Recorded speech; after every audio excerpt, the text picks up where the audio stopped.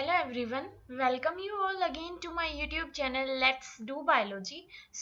आज की वीडियो में मैं third practice test NII entrance के थर्ड प्रैक्टिस टेस्ट को डिस्कस करूंगी। मैंने ऑलरेडी एक PYQ NII का 2017 का और दो प्रैक्टिस टेस्ट डिस्कस कर चुकी हूँ और वो मेरे YouTube चैनल पे अपलोडेड है। आपने अभी तक अगर उनको नहीं देखा है उनको देखना। एंड ऑल्सो इम्पोर्टेंट थिंग कि जैसे आपको पता है कि आपका एग्जाम अभी आ रहा है, तो अभी तक आपने जो भी तैयारी किया है that's okay fine and I am hoping कि आपका बहुत अच्छे से प्रिपरेशन हुआ होगा। तो अभी आप जितना प्रैक्टिस टेस्ट जितना क्वेश्चन सोल्व कर सकते हो उतना क्वेश्चन सोल्व करो, क्योंकि एट द एंड आपको फाइनल एग्जाम में MCQ मिलेगा और उनका प्रैक्टिस अगर आपको पहले से होगा कि किस तरीके से टैकल करना है। जैसे मैं क्वेश्चन लेके आ रही हूँ तो उनसे आपको आइडिया लग रहा होगा कि किस टाइप के क्वेश्चन आते हैं। बिलीव करना कि बहुत इजी आता है, इतना हार्ड नहीं आता, सीधा सीधा क्वेश्चन आता है। जैसे CSIR में बड़ा बड़ा क्वेश्चन आता है, इतना पढ़ने में टाइम लग जाता है, तो ऐसा कुछ नहीं होता है। लेकिन एक चीज का आपको ध्यान रखना है, टाइम को बहुत अच्छे से मैनेज करना है, क्योंकि टाइम ज्यादा नहीं होता। तो इसलिए आपको टाइम का ध्यान देना पड़ेगा। 90 मिनट्स ही होता है और आपके पास 60 क्वेश्चंस होते हैं सोल्व करने को, ठीक है। तो किसी भी क्वेश्चन पे ज्यादा टाइम नहीं बैठना। क्या करना, एक बार से पूरे क्वेश्चन पेपर को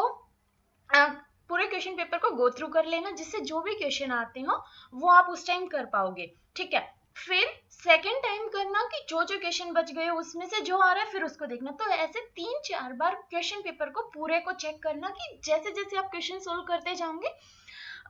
लेकिन अटकना नहीं है किसी क्वेश्चन पे। ऐसे नहीं है कि नहीं आ रहा और उसको लेके बैठ जाओ, क्योंकि उससे बहुत टाइम वेस्ट होगा और आपको टाइम वेस्ट नहीं करना है। इतना ज्यादा फालतू टाइम नहीं मिलेगा क्वेश्चन करते टाइम कि आप किसी एक क्वेश्चन पे बैठ जाओ और उसी पे सारा टाइम वेस्ट कर दो, ठीक है। जो क्वेश्चन आए उसको करते जाना, नहीं आए छोड़ दो।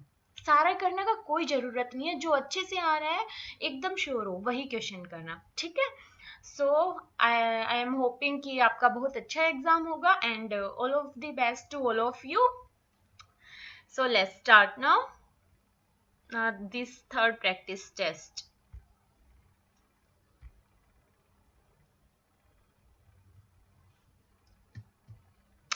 आपने अभी तक अगर मेरे चैनल को सब्सक्राइब नहीं किया है please subscribe my channel and if you are liking my video then hit the like button and you can comment anything whichever you want, you are liking or not liking anything.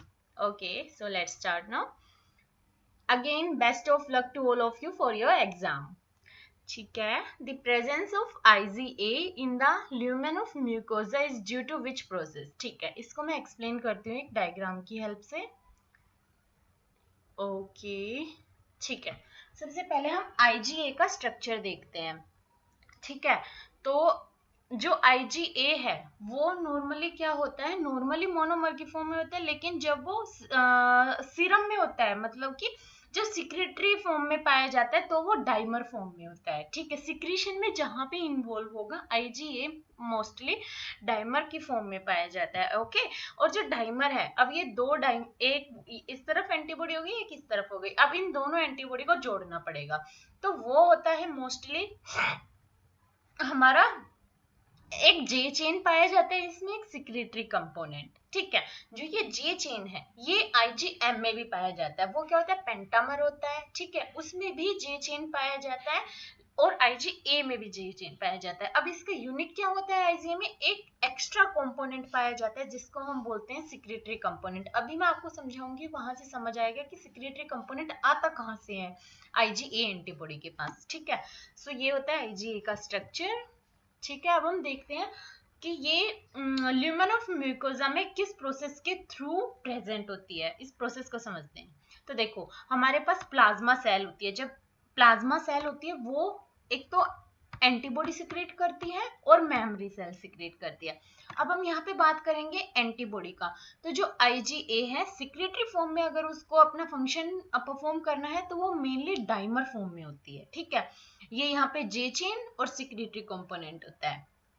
अब देखो, यहाँ पे इसको जब lumen में जाना है, ये म्यूकोजा पार्ट था इंटेस्टाइन का, अब इसको मेम्ब्रेन को क्रॉस करके ल्यूमन में जाना है। तो ये ल्यूमन में कैसे जाता है, यहाँ पे इसका रिसेप्टर प्रेजेंट होता है IgA एंटीबॉडी का, जिसको हम बोलते हैं पोली IG रिसेप्टर। ठीक है, इसका रिसेप्टर मेम्ब्रेन पे प्रेजेंट होता है इंटेस्टाइन एपिथेलियल सेल की, और ये उससे अपने जो कांस्टेंट रीजन है, और देखो ये इसका जे चेन और सिक्रेटरी कंपोनेंट वाला पार्ट भी अटैच हो जाता है रिसेप्टर से। अब क्या होगा, वेसिकल की फॉर्मेशन हो जाएगी। ठीक है, एंडोसाइटोसिस हो जाएगा इसका और वेसिकल फॉर्म हो जाएगा। अब वेसिकल फॉर्म हो गया, अब इसको बाहर की तरफ जाना है, तो ये ल्यूमन साइड की जो मेम्ब्रेन है उससे फ्यूज कर जाएगा वेसिकल, और एंड इसका क्लीवेज होगा, ऐसे नॉर्मली नहीं निकल सकता, ये एंजाइमेटिक क्लीवेज होगा हमारी एंटीबॉडी का।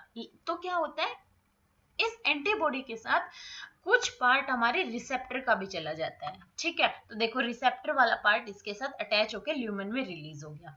तो जो ये प्रोसेस है इस मेम्ब्रेन को क्रॉस करने का, इसको हम बोलते हैं ट्रांससाइटोसिस। फेगोसाइटोसिस नहीं बोलते। फेगोसाइटोसिस जब मतलब कोई भी पैथोजन हमारा बाहर मेम्ब्रेन के प्रेजेंट होता है तो उसको एंडोसाइटोसिस, उसको मतलब इनगल्फ करना इस phagocytosis. Pinocytosis is cell drinking, जिसमें लिक्विड कंपोनेंट होता है। एंडोसाइटोसिस कोई भी मटेरियल प्रेजेंट हो बाहर, जब उसको अंदर की तरफ वेसिकल फॉर्म होके सॉरी अंदर की तरफ इनगल्फ करके वेसिकल फॉर्म हो जाता है, उसको हम बोलते हैं एंडोसाइटोसिस। ठीक है, बाहर सराउंडिंग में कोई भी कंपोनेंट कुछ भी प्रेजेंट है उसका एंडोसाइटोसिस ऐसे हो जाता है जिससे ये अंदर की तरफ चला जाए, जैसे हमारा वेसिकल फॉर्म होके IgA अंदर चला गया। ठीक है, फैगोसाइटोसिस में मेनली हमारे बैक्टीरिया प्रेजेंट होते हैं, वायरस, फंजाई, इस टाइप के पैथोजन प्रेजेंट होते हैं। ठीक है, और एंडोसाइटोसिस से नॉर्मली कोई भी सब्सटेंस हो वो सब सेल के अंदर जब जाता है वेसिकल फॉर्म होते हैं, एंडोसाइटोसिस प्रोसेस के थ्रू जाता है। ठीक है, आई होप ये सारी प्रोसेस आपको इनका डिफरेंस क्लियर हो गया होगा। Okay, so next question is match the parameters in group 1 with group 2। ठीक है, ये हमारे बायोकेमिस्ट्री का क्वेश्चन है, तो इसमें हमें मैच करना है। ये डिफरेंट टर्म दी हुई है कि ये किसको शो करती है, क्या पता चलता है हमको इन सारे टर्म से। ठीक है, तो के एम पता होगा एंजाइम में आता है, और ये एंजाइम की एफिनिटी को शो करता है कि वो सबस्ट्रेट के लिए एंजाइम का कितना एफिनिटी है, वो कितना उसके लिए एफिनिटी, मतलब जितना ज्यादा एफिनिटी होगा उतना ही स्ट्रांगली बाइंड कर सकता है कम अमाउंट में। ठीक है, कम सबस्ट्रेट अमाउंट में उतना ही अच्छे से बाइंड कर सकता है, और रेट उतना ही अच्छा मिलेगा, प्रोडक्ट हमें उतना ही जल्दी मिलेगा अगर उसकी एफिनिटी अच्छी है एंजाइम की सबस्ट्रेट के लिए। ओके, तो KM affinity of enzyme to substrate, ये तो मिल गया। अब देखते हैं के कैट बाय केएम। तो जो के कैट बाय केएम है ना, ये हमारी शो करता है कैटालिटिक एफिशिएंसी। ये क्या शो करता है, catalytic efficiency of an enzyme, जो मतलब कि किस कैटालिटिक रेट से कि उसकी एफिशिएंसी कैसी है, कि वो कैटालाइट कर रहा है किसी रिएक्शन के, वो किस एफिशिएंसी से कर रहा है, तो वो हमारा शो करता है के कैट बाय के एम। ठीक है, ऐसे ही ओके, आगे हमारा है पीकेए और के आई।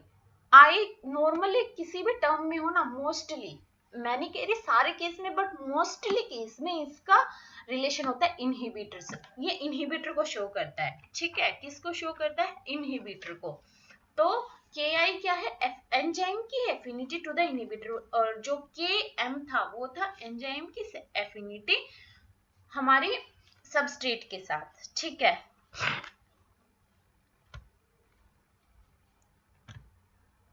और P okay, so this second PK, एक ही बचा, पीके मैक्सिमम बफरिंग कैपेसिटी। ठीक है, सो एक और चीज याद रखना, जो के कैट बाय के एम है वो हमारा शो करता है कैटालिटिक एफिशिएंसी को, और ये हमारा एक सेकंड ऑर्डर रेट कांस्टेंट है। जो ये वाला कंपोनेंट है ना, ये हमारा है second order rate.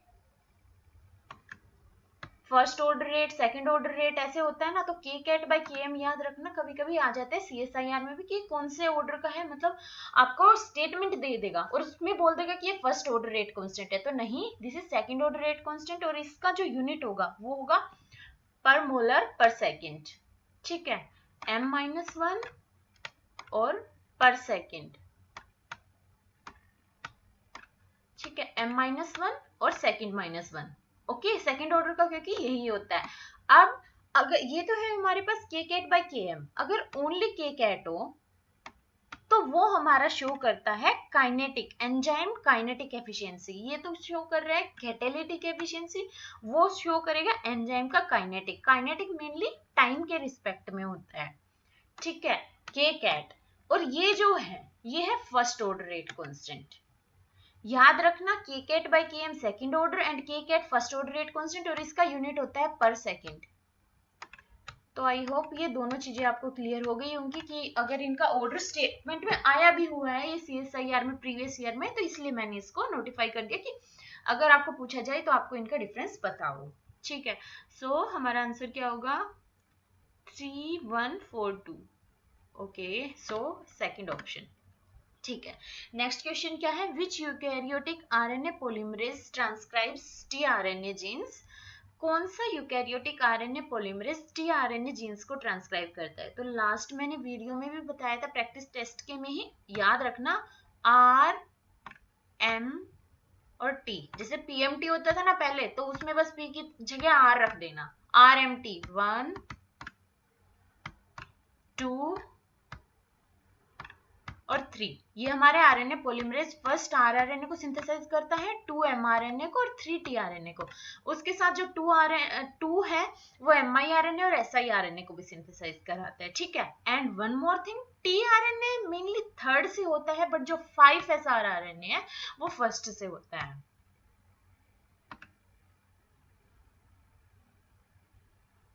Sorry rRNA इससे होता है, बट 5 है, सॉरी इससे होता है आरआरएनए थर्ड से, ठीक है। ओके, सो RMT ऐसे करके याद रखना, आरएनए पॉलीमरेज 1 2 एंड 3। तो इसमें हमसे पूछा है टीआरएनए के जीन्स, तो वो होंगे थर्ड से, RNA polymerase 3। Okay, so next question is which of the following elements are not required for the maintenance and stability of the yeast artificial chromosomes during cell division. तो normally जो cell division होता है ना, उसी को याद कर लेना कि वो कौन से कंपोनेंट उसमें रिक्वायर्ड होते हैं। यीस्ट का भी आपको ज्यादा याद रखने का जरूरत नहीं है, ठीक है। तो इसमें मैं लिख देती हूँ एमआईआरएनए और जो एसआईआरएनए है वो दोनों भी सेकेंड से होते हैं, और जो आरआरएनए के सारे कंपोनेंट फर्स्ट से होते हैं, बट जो 5s आरआरएनए है वो थर्ड से होता है। ओके, तो इसमें हमसे पूछा है सेल डिवीजन के दौरान कौन कौन से एलिमेंट रिक्वायर्ड होते हैं। नॉर्मली हम जब भी देखते हैं तो सेल डिवीजन मतलब कि हमारा सेल डिवाइड कर रहा है तो रेप्लिकेशन हो रहा है ना। रेप्लिकेशन में और हमारे क्रोमोसोम में क्या क्या चीजें रिक्वायर होती है। यस, ओरिजिन ऑफ रेप्लिकेशन तो चाहिए ही होता है कि जहां से हमारा रेप्लिकेशन स्टार्ट होगा। सेंट्रोमियर्स वो भी चाहिए होता है जहां पे हमारा स्पिंडल अटैच होता है काइनेटोकोर पे, ठीक है। इनहेंसर का होता है ट्रांसक्रिप्शन के रेट को बढ़ाना। तो ये जरूरी नहीं है सेल डिवीजन के दौरान रिक्वायर्ड। और जब आप देखोगे ना, ये पाथफाइंडर में दिया हुआ है ईस्ट आर्टिफिशियल क्रोमोसोम, और उसमें उसके सारे जो भी एलिमेंट होते हैं वो सारे लिस्टेड किए हुए हैं, ठीक है। सो वहां से भी याद कर सकते हो। और अगर उसमें कई सारे इनके अलावा भी बहुत सारे एलिमेंट रिक्वायर्ड होते हैं तो वो याद करने हो तो, ठीक है। एंड टीलोमियर्स भी इन्वॉल्व होते हैं, क्योंकि उसका भी तो रेप्लिकेशन चाहिए होता है, नहीं तो शॉर्टनिंग हर बार हो जाएगी, ठीक है। शॉर्टनिंग होती है ऑल्दो, बट टीलोमियर का रेप्लिकेशन अलग से चलता है। सो हमारा आंसर होगा इनहेंसर। इनहेंसर रिक्वायर्ड नहीं होता मेंटेनेंस और स्टेबिलिटी के लिए, ओके।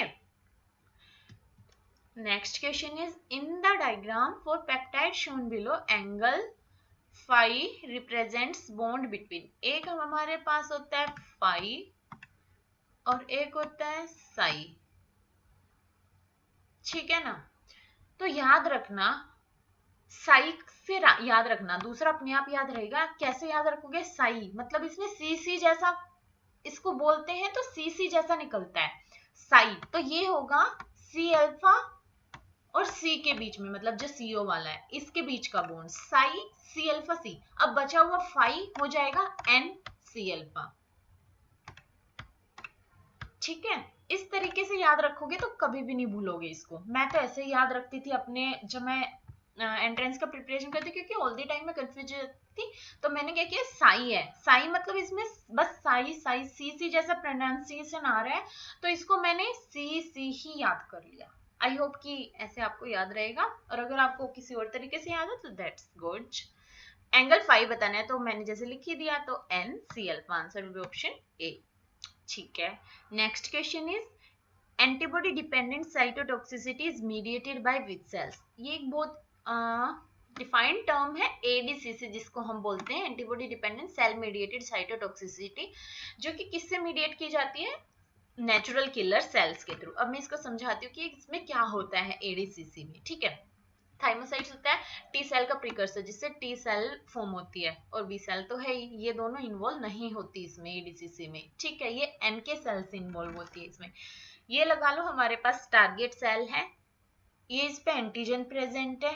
ठीक है, एंटीजन से देखो हमारी डिफरेंट टाइप की ऑलमोस्ट इनेट इम्यूनिटी वाली सेल ही है, eosinophil, okay, neutrophil and NK cell and macrophages.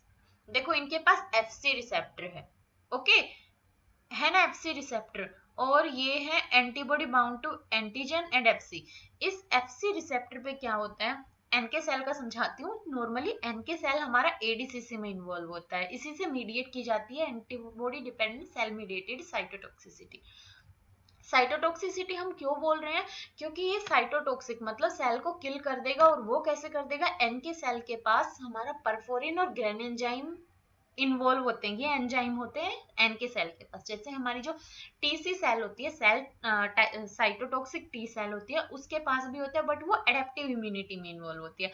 NK cell innate immunity में इन्वॉल्व होती है, और इसके पास परफोरिन और ग्रेनेंजाइम होता है, इसलिए ये एंटीबॉडी डिपेंडेंट साइटोटॉक्सिसिटी, और ये एंटीबॉडी पे डिपेंड करती है जो ये साइटोटॉक्सिसिटी होती है एनके सेल से। एनके सेल के पास भी रिसेप्टर है, एफसी रिसेप्टर है। ये एफसी रिसेप्टर एंटीबॉडी के कांस्टेंट रीजन, हैवी चेन के कांस्टेंट रीजन से बाइंड कर सकते हैं। याद रखना ये क्वेश्चन भी आता है कि जो एफसी रिसेप्टर वो किससे बाइंड करता है, वो कांस्टेंट रीजन से, हैवी चेन के कांस्टेंट रीजन से बाइंड करता है। ठीक है, अब सबसे पहले क्या होता है, ये हमारा टारगेट सेल था, इस पे ये एंटीजन प्रेजेंट है, इस पर एंटीबॉडी अटैच हो गई, एंटीबॉडी बाइंड कर गई एंटीजन से। अब ये एंटीबॉडी तो इसको मार नहीं सकती टारगेट सेल को, तो क्या होता है, ये एंटीबॉडी का कांस्टेंट रीजन एनके सेल पर जो रिसेप्टर है, एफसी रिसेप्टर है, उस पर बाइंड कर जाती है, जिससे इसमें सिग्नलिंग होती है एनके सेल में, और ये अपने एंजाइम को रिलीज करती है, और जो कि टारगेट सेल पर अटैक करेगा। अब परफोरिन क्या होता है, सेल मेम्ब्रेन में गैप बना देगा, पोर बना देगा, जिससे ग्रेनेंजाइम अंदर आ जाएंगे और इस सेल के लाइसिस कर देंगे, डीएनए को और भी जो कंपोनेंट है सबकी लाइसिस कर देंगे, जिससे हमारा जो टारगेट सेल है उसकी किलिंग हो जाएगी। तो इसमें क्या हुआ, एंटीबॉडी डिपेंडेंट साइटोटॉक्सिसिटी होगा, कि एंटीबॉडी पे डिपेंड करके हमारा एनके सेल ने उसको मार दिया। इस प्रोसेस को हम बोलते हैं एडीसीसी, जो कि एनके सेल्स करती है। आई होप कि ये प्रोसेस अच्छे से समझ आई होगी।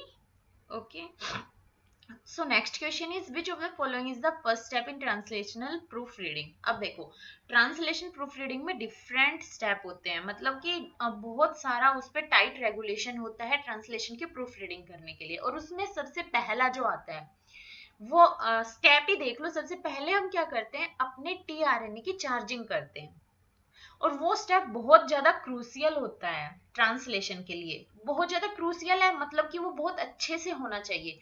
तो इसलिए हमारा ट्रांसलेशन का प्रूफ रीडिंग में सबसे पहला स्टेप जो इन्वॉल्व होता है वही आता है कि टीआरएनए की चार्जिंग, और उस स्टेप को हम क्या बोलते हैं, amino acylation of tRNA by amino acyl tRNA synthetase. ये एंजाइम इन्वॉल्व होता है और टीआरएनए पर अमीनो असाइल अटैच हो जाता है। ओके, आंसर यही होगा। Next, peptide bond formation, this is not the first step. Formation of amino acyl tRNA, no. Entry into A site, ये तो बाद के हैं सारे स्टेप। सबसे पहले तो अमीनो असाइलेशन होता है टीआरएनए का, चार्जिंग होती है टीआरएनए की। ठीक है, so next question is in proteins N linked oligosaccharides are attached to. ठीक है, इस इस क्वेश्चन से रिलेटेड और क्या क्या क्वेश्चन हो सकते हैं। अब हमसे पूछे एन लिंक्ड ओलिगोसैकेराइड, तो सबसे पहले पता होना चाहिए कि N linked oligosaccharide, N linked glycosylation कहाँ पे होता है प्रोटीन में।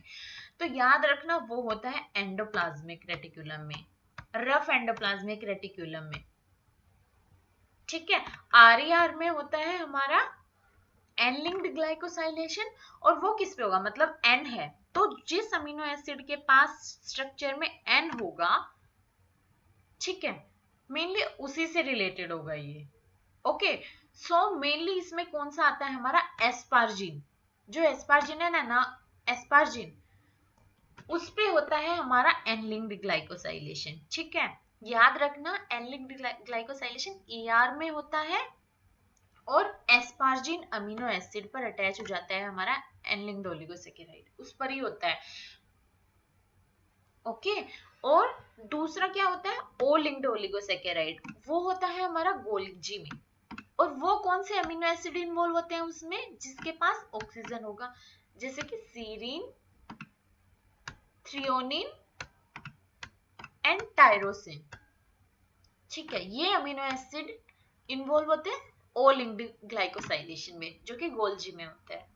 Okay, so next question is which of the following configuration is incorrect. Incorrect कौन सा है, तो ये मतलब बहुत सारे कार्बोहाइड्रेट्स दिए हुए हैं, डाइसैकेराइड्स दिए हुए हैं पाथफाइंडर में, बहुत सारे हैं, सबको अगर याद कर सकते हो तो कर लेना, क्योंकि ये सीएसआईआर में भी पूछे जा सकते हैं, आपको स्टेटमेंट वाइज दिया जा सकता है कि स्टेटमेंट दे देंगे और उसमें से आपको बताना होगा कि वो करेक्ट है या इनकरेक्ट है, ठीक है। तो आपको ये याद होना चाहिए, काफी इंपॉर्टेंट क्वेश्चन बन सकता है, मतलब आ सकता है। ओके, सो माल्टोज में अल्फा 1,4, ये ठीक है, माल्टोज में अल्फा 1,4 ही होता है, लैक्टोज में beta 1,4, okay it is also correct. Sucrose में अल्फा 1 बीटा 2, क्योंकि अल्फा ग्लूकोज होता है और बीटा फ्रक्टोज इन्वॉल्व होता है, तो ग्लूकोज का फर्स्ट और फ्रक्टोज का सेकंड कार्बन इन्वॉल्व होता है ग्लाइकोसाइडिक बॉन्ड फॉर्मेशन में, ठीक है।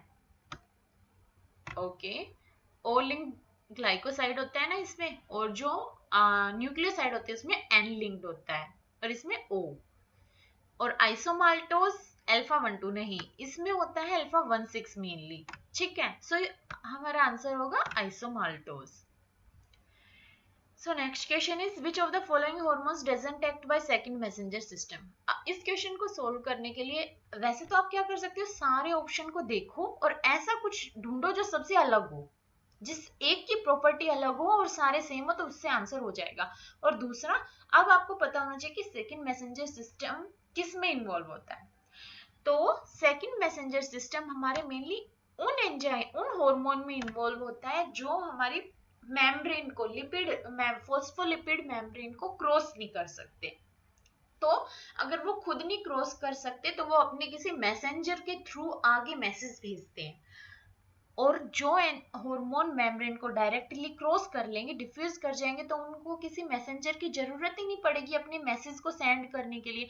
जो भी हार्मोन मेम्ब्रेन को क्रॉस नहीं कर सकते, ये लगा लो हमारा मेम्ब्रेन था, ठीक है, ये हार्मोन है यहाँ पे, ये इस मेम्ब्रेन को क्रॉस नहीं कर सकता। अब ये क्रॉस नहीं कर सकता तो इसको ऐसा कुछ रिक्वायरमेंट है कि अंदर कुछ ऐसा बने इसकी वजह से जो इसके मैसेज को फाइनली कन्वे कर दे। लेकिन दूसरा हार्मोन है जो डायरेक्टली क्रॉस कर गया मेम्ब्रेन को, अब इसको अंदर रिक्वायरमेंट क्यों ही पड़ेगी भाई, जब ये अपने आप ही अंदर क्रॉस कर जा रहे हैं, है ना, ठीक है। तो ऐसे याद रखना।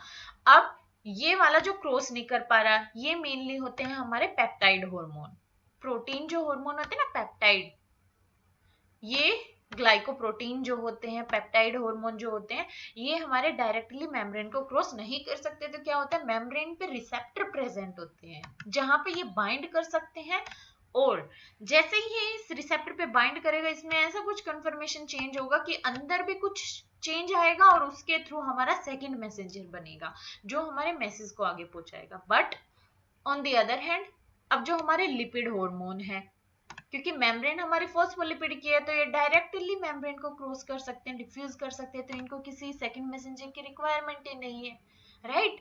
तो अब हमें ये ढूंढना है कि इसमें से लिपिड हार्मोन कौन सा है, क्योंकि वही मेम्ब्रेन को डायरेक्टली क्रॉस कर सकता है और उसको सेकंड मैसेंजर की रिक्वायरमेंट नहीं है। ग्लूकागन ये तो पेप्टाइड हार्मोन ही है, राइट। एपिनेफ्रिन ये भी पेप्टाइड है। एफएसएच और एलएच दोनों ग्लाइकोप्रोटीन हार्मोन है हमारे, ठीक है। ग्लाइकोप्रोटीन, टेस्टोस्टेरोन ये हमारा लिपिड या फिर स्टीरोइड हार्मोन है, ठीक है। तो हमारा आंसर होगा टेस्टोस्टेरोन। याद रखना मेनली जो जिसके लास्ट में ओन आता है ना वो हमारे स्टीरोइड या फिर लिपिड हार्मोन होते हैं, जैसे प्रोजेस्टेरोन, टेस्टोस्टेरोन, ठीक है। और ओके, सो इसका आंसर होगा testosterone. Next question, glucose 6 phosphate inhibits which of the following enzymes. Glucose 6 phosphate कौन से एंजाइम को इनहिबिट करता है? तो ग्लूकोज 6 फॉस्फेट उस एंजाइम को इनहिबिट करेगा। अब देखो ये कौन से में, ग्लूकोज से बनता है हमारा ग्लूकोज 6 फॉस्फेट, ठीक है। क्या बना? Glucose 6 phosphate. इस तरफ आना था,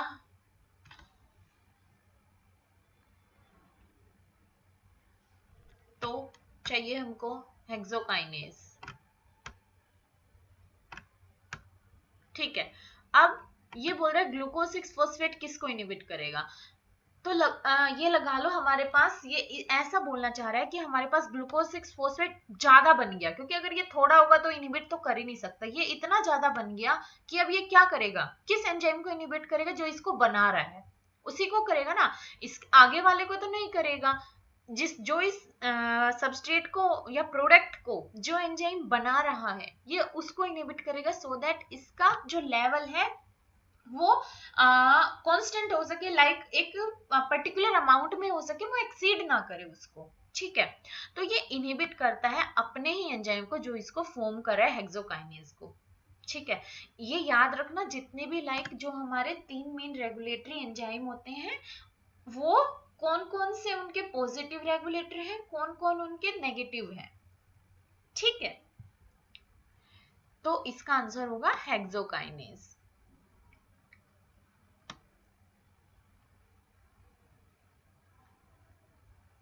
नेक्स्ट है, out of the list given below which is correct order of increasing lipid bilayer permeability. Lipid bilayer permeability, तो लिपिड मेम्ब्रेन से मोस्टली लिपिड डायरेक्टली डिफ्यूज कर सकते हैं, और क्या होती है हमारी जो गैसेस होती है ना, गैसेस भी बहुत आसानी से मूव कर जाती है हमारी मेम्ब्रेन के थ्रू, ठीक है। और जो चार्ज मोलिक्यूल, अब गैस तो सबसे जल्दी मूव करती है, लेकिन जो सबसे बड़ा मॉलिक्यूल होगा वो मूव ही नहीं कर सकता, ये लगा लो, ठीक है। उसकी परमेबिलिटी 0 होती है मेम्ब्रेन के थ्रू। फिर एक तो सबसे बड़ा मॉलिक्यूल नहीं कर सकता, फिर जो आयनाइज्ड मॉलिक्यूल होते हैं, आयन होते हैं ना, वो मेम्ब्रेन के थ्रू मूव नहीं कर सकते, ठीक है। सबसे पहले गैस सबसे ज्यादा मूव कर सकते हैं, सबसे जल्दी मूव कर सकते हैं। उसके बाद जो हमारे होते हैं non polar molecule, small non polar, ठीक है, small non polar molecule, okay, small non polar molecule. Then उसके बाद हमारे जो इससे थोड़े से बड़े मॉलिक्यूल होंगे लेकिन नॉन पोलर ही, लार्ज नॉन पोलर। अब ऐसे ही आ जाएगा पोलर के केस में कि पहले स्मॉल पोलर मॉलिक्यूल मूव करेगा, फिर large polar molecule, then ions, और उसके बाद जो सबसे ही ज्यादा बड़े, बहुत ज्यादा मतलब डाल्टन में या फिर बहुत बड़ी साइज के मॉलिक्यूल होते हैं ना, वो सबसे लास्ट में, मतलब वो मूव नहीं कर सकते, वो मेम्ब्रेन को क्रॉस नहीं कर सकते, नॉन परमेबलाइज होते हैं। अब देखते हैं ऐसा कौन सा है, ठीक है। तो इसमें सबसे पहले गैस होना चाहिए हमारा, तो इनमें से गैस कौन सा है? नाइट्रोजन गैस है, ठीक है। इथेनॉल तो हमारा पोलर है, वाटर भी पोलर है, ग्लूकोज भी पोलर है, sorry ethanol non non polar है, सॉरी इथेनॉल तो नॉन पोलर है ना, अल्कोहल है। वाटर और ग्लूकोज पोलर है, लेकिन वाटर जो है वो छोटा मॉलिक्यूल है, ग्लूकोज बड़ा मॉलिक्यूल है। तो देखो गैस होना चाहिए सबसे आगे, जो कि गैस है नाइट्रोजन, तो वो जो कि इसी ऑप्शन में है। सबसे पहले गैस है, फिर स्मॉल नॉन पोलर, उसके बाद आ गया हमारा small polar, large polar, then gas, और देन सबसे बड़ा मॉलिक्यूल। तो इसका आंसर होगा ऑप्शन ए, ठीक है। Then this question is monoclonal antibodies can be modified for better research and therapeutic applications. Several such approaches are mentioned below along with their possible applications. तो हमको match करना है, ठीक है। जो मैच वाले क्वेश्चन होते हैं ना वो बहुत इजी होते हैं। उनमें क्या होता है कि जो हमें दिया हुआ होता है जो टर्म, उसी के अंदर ऐसा कुछ छिपा होता है जो डायरेक्टली उसका आंसर होता है। अब देखो देखते हैं, इसमें दिया हुआ है binding site of original mouse monoclonal antibody are placed on to the FC region of human antibody. चलो इससे हमें कुछ मिल नहीं पा रहा टर्म से, आगे बढ़ते हैं। Antibodies are modified by conjugation to toxin design to kill to which antibody will bind. देखो इसमें टॉक्सिन दिया हुआ है और एक कॉलम बी में भी टॉक्सिन है, तो डायरेक्टली ये लगा देना इसका, तो क्यू का तो होगा थर्ड। तो देखो किसी भी ऑप्शन में नहीं है, बस एक लास्ट वाले ऑप्शन में ही है थर्ड। कितना आसानी से इसका आंसर मिल गया, सिर्फ एक ही टर्म को देखना ध्यान से, उसी में ही आंसर छिपा होता है। ओके, अब देखो ये लास्ट पढ़ लेते हैं। Generation of monoclonal antibody that specifically bind and stabilize the transition state of chemical reaction। ये तो एंजाइम जैसी बात कर रहा है कि जो मोनोक्लोनल एंटीबॉडी है वो बाइंड करती है और स्टेबलाइज करती है ट्रांजिशन स्टेट ऑफ। ये मैंने अगर याद हो तो लास्ट जो प्रैक्टिस टेस्ट 2 था उसमें एक क्वेश्चन ऐसे ही था कि जो एंजाइम है वो कैसे वर्क करते हैं, तो वो स्टेबलाइज करते हैं ट्रांजिशन स्टेट को ऑफ ए केमिकल रिएक्शन। और देखो यही स्टेटमेंट यहाँ पे दिया हुआ है, तो ये एंजाइम है और एंटीबॉडी से रिलेटेड है। अब ऐसा ऑप्शन कौन सा है, इसमें तो एंजाइम से रिलेटेड कुछ देख। अब देखो ये ए भी शो कर रहा है यहाँ पे एंटीबॉडी को और जाइम शो कर रहा है एंजाइम, तो ये बन गया एबजाइम। ये टर्म याद रखना, ये क्वेश्चन भी आया हुआ है, एबजाइम पूछा था और उसमें डिफरेंट टर्म दे रखी थी और एबजाइम की डेफिनेशन बतानी थी। ओके, तो इसका ये होगा और बचा हुआ हमारा ये binding site of original mouse monoclonal antibody placed into FC region. हमारा ह्यूमन एंटीबॉडी है लेकिन हमने क्या किया, बाइंडिंग साइट जो थी ओरिजिनल माउस एंटीबॉडी की वो प्लेस कर दी एफसी रीजन में, तो वो हमारा साइड इफेक्ट को कम कर देगा। जीनोजेनिक मतलब डिफरेंट ऑर्गेनिज्म, डिफरेंट स्पीसीज के ऑर्गेनिज्म, एक माउस है एक ह्यूमन है, तो उसमें साइड इफेक्ट को कम कर देगा वो, ठीक है। So okay, so this is the last question, very important. इसको ध्यान से समझना, देखने में लग रहा होगा कि नहीं सोल्व हो पाएगा बट बहुत ईजी है। जैसे मैंने लास्ट वीडियो में भी इस ऐसे ही क्वेश्चन को टेक्निक से रिलेटेड समझाया था, वो भी आई एम होपिंग कि आपको समझ आया होगा, और अगर नहीं आया हो तो आप कमेंट बॉक्स में बता सकते हो। एंड ऑल्सो मेरे टेलीग्राम ग्रुप को ज्वाइन कर सकते हो, I will provide the link in description box. वहां पे आपको अगर कोई भी क्वेरी हो तो पूछ सकते हो, I will try to solve that। A research was working with 3 points A, B and C which may have potential roles in gene expression in order to validate the hypothesis EMSA। सबसे पहले आपको पता होना चाहिए कि EMSA technique होती क्या है, ठीक है। was performed, इससे हम डीएनए प्रोटीन के इंटरेक्शन को पता करते हैं। अभी समझाती हूँ मैं, पहले क्वेश्चन देख लेते हैं। The purified protein were allowed to bind with the label DNA and the result obtain after autoradiography are shown below. अब एमसा में क्या होता है, हम जेल ही जो जो नॉर्मली जेल होता है ना वही रन कराते हैं, लेकिन इसमें हम क्या देखते हैं, हमारा जब नॉर्मली जब डीएनए हमारा रन करता है और जब उस डीएनए से प्रोटीन बाइंड हो जाए तो क्या होगा, उसका वजन जो था, मोलिकुलर वेट जो था वो बढ़ गया, मतलब कि अब वो स्लोली मूव करेगा as compare to free DNA. तो एमसा से हमें बस डीएनए प्रोटीन इंटरेक्शन का पता चलता है। ओके, इलेक्ट्रोफोरेटिक मोबिलिटी मतलब जब हम उसमें इलेक्ट्रिक करंट प्रोवाइड करके हम अपने जेल में रन कराएंगे डीएनए प्रोटीन को, तो उनकी मोबिलिटी में शिफ्ट हो जाएगा, क्योंकि डीएनए के साथ अब हमारा प्रोटीन बाइंड हो गया तो उसकी मोबिलिटी में शिफ्ट होगा। जैसे देखो ये हमारा बैंड यहाँ पे था डीएनए का, बट इन सब के साथ कुछ हो रहा है कि कहीं कोई प्रोटीन बाइंड है इसलिए इनका मूवमेंट स्लो हो गया, ये धीरे मूव किए। तो अब हम देखते हैं कि इसको इंटरप्रेट कैसे करते हैं, वो देखते हैं। ये फॉलोइंग इंटरप्रिटेशन दे रखी है, हमें करेक्ट इंटरप्रिटेशन बताना है। अब देखो इसमें ये हमारा नेगेटिव कंट्रोल है, कोई भी प्रोटीन हमारा नहीं है इसमें, ठीक है, डीएनए ओनली मूव कर रहा है।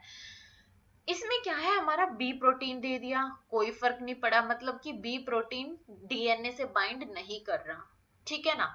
सी दे दिया, सी भी बाइंड नहीं कर रहा, क्योंकि देखो सिर्फ डीएनए का बैंड दिख रहा है, हमें यहाँ पे कोई भी ऐसा बैंड नहीं दिख रहा, क्योंकि बी और सी हमारा डीएनए से बाइंड नहीं कर रहा है, ये हमें ये शो कर रहा है, ये दोनों। ओके, अब थर्ड देखते हैं, इसमें हमने ए जैसे ही प्रोवाइड किया तो हमें एक बैंड मिला, वो भी बहुत पीछे। इसका मतलब है ए के पास ऐसा कोई बाइंडिंग मोटिफ है जो डीएनए से बाइंड कर सकता है, ठीक है। तो ए के पास डीएनए बाइंडिंग मोटिफ है, ये हमें पता चल गया इस बैंड से, क्योंकि बी और सी में नहीं मिला तो मतलब उनके पास डीएनए से बाइंड करने का मोटिफ नहीं है, लेकिन ए के पास है, क्योंकि ए के डालते ही हमें बैंड मिला। अब ऑप्शन में देखते हैं कि ए पजेस डीएनए बाइंडिंग मोटिफ, बी पजेस, बी तो नहीं रख रहा, क्योंकि हमने यहाँ पे कोई भी बैंड नहीं मिला जब हमने बी प्रोटीन दिया, लेकिन ए के डालते ही हमें बैंड मिल गया, तो ए ऑप्शन करेक्ट है। अब ये दो ऑप्शन आगे देखते हैं। Okay, this prove that A has DNA binding motif. Next देखते हैं, जब हमने A और B डाला तो हमें दो बैंड मिला, ये बैंड तो हम पहले ही देख चुके A का है, लेकिन ये एक और बैंड मिला हमको। अब हमें ये कैसे मिला, क्योंकि B तो डीएनए से बाइंड नहीं कर सकता, A बाइंड कर सकता है, ठीक है। तो चलो इसको हम इंटरप्रेट बाद में करेंगे, आगे देखते हैं। जब हमने बी और सी डाला उससे हमें कोई बैंड नहीं मिला, ये तो हमें वैसे भी पीछे ही पता चल चुका कि बी और सी के पास डीएनए बाइंडिंग मोटिफ नहीं है, तो यहाँ पे भी हमें बैंड नहीं मिला। अब हमने ए और सी डाला, क्योंकि हमने कॉम्बिनेशन में डाले हैं दो दो, ए और सी डाला तो भी हमें सिर्फ वो बैंड मिला जो हमें ए की प्रेजेंस में मिल रहा था, ठीक है। और सी के प्रेजेंट होने से कोई फर्क नहीं पड़ा ए के बैंड को, लेकिन यहां पे जब हमने ए के साथ बी डाला वहां पे हमें एक और बैंड मिल गया, ठीक है। ये पता क्या शो कर रहा है कि बी जो है वो डायरेक्टली तो डीएनए से बाइंड नहीं कर सकता, लेकिन बी के पास ऐसा कुछ है कि वो ए से बाइंड कर सकता है, क्योंकि ये देखो ये हमारा है डीएनए, यहाँ पे मेरा ए प्रोटीन बाइंड कर सकता है डीएनए के साथ। ए के साथ जब हमने सी डाला तो हमें कुछ नहीं मिला, मतलब सी का तो कोई रोल ही नहीं है, सी तो कहीं भी बाइंड ही नहीं कर सकता। लेकिन क्या हुआ, जैसे ही हमने बी डाला ए के साथ तो हमको दो बैंड मिले हैं, ये तो ए का है, ठीक है, हमें इसको सोल्व करना है ये वाला क्या है। तो क्या हुआ होगा, ये बी तो डीएनए से बाइंड नहीं कर सकता, ये बी ए के साथ बाइंड कर गया होगा किसी तरह, इसके पास मोटिव ऐसा कुछ बाइंडिंग साइट होगा कि ये ए से बाइंड कर सके और ए फिर डीएनए से, क्योंकि देखो इसका जो बैंड है वो और भी ज्यादा पीछे है, मतलब इसका मोलिकुलर वेट जब ए डीएनए से बाइंड था उससे भी ज्यादा है, तो वजन तो बढ़ा ही है, मोलिकुलर वेट तो ज्यादा हो ही गया है ना, क्योंकि बी और यहाँ पे ऐड हो गया, बी ए से बाइंड हो सकता है और वो डीएनए से, ये वाला बैंड हमें ये शो कर रहा है। लेकिन ए सी से बाइंड नहीं कर सकता, क्योंकि यहाँ पे हमें ए के अलावा कोई बैंड नहीं मिला, और बी और सी में भी कोई इंटरेक्शन नहीं है, तो इसलिए हमें यहाँ पे भी बैंड नहीं मिला। यहाँ पे बी ए और बी डालने से हमें एक और एक्स्ट्रा बैंड मिला, मतलब कि ये बी प्रोटीन ए से बाइंड कर सकता है, जो कि हमारा डीएनए बाइंडिंग मोटिफ कंटेन कर रहा है, जिसकी वजह से हमें एक और बैंड मिला जिसका मोलिकुलर वेट ज्यादा है और उसमें और ज्यादा मोबिलिटी शिफ्ट है, ठीक है, क्योंकि इसका वेट बढ़ गया, यहाँ पे बी भी आ गया, यहाँ पे ओनली ए और डीएनए था। तो अब देखते हैं ऑप्शन में, protein B binds to DNA protein A complex, ये बिल्कुल सही शो कर रहा है, जो कि हम इससे इंटरप्रेट कर पा रहे हैं कि बी जो है वो डायरेक्टली तो डीएनए से बाइंड नहीं कर सकता, लेकिन वो डीएनए प्रोटीन ए कॉम्प्लेक्स से बाइंड कर सकता है, ठीक है। बचा हुआ ऑप्शन देख लेते हैं, protein C binds to DNA only when A protein is bound. देखो यहाँ पे हमने ए प्रोटीन को बाउंड किया लेकिन सी भी दिया, लेकिन वहां पे तो कोई भी हमें बैंड नहीं मिला, तो ये तो गलत है कि protein C can't bind to DNA even when protein A is present, क्योंकि यहाँ पे ए प्रोटीन है और सी भी है, लेकिन सी का कोई बैंड नहीं मिला, ठीक है। तो हमें ऑप्शन कौन सा सही मिला, 1 एंड 3, तो ऑप्शन बी इज करेक्ट, ठीक है। आई होप ये क्वेश्चन समझ आया होगा, और अगर नहीं आया हो तो एक बार वीडियो को रिवाइंड करके फिर से देखना, ठीक है। सो this much for today. Thank you guys for watching my video so calmly. And if you are new to my channel, then please guys, please subscribe my channel. Let's do biology, and like, share and comment on my videos. Thank you so much. And also you can join on my Telegram group. I will provide the link in description box. Thank you. We'll meet you in next video.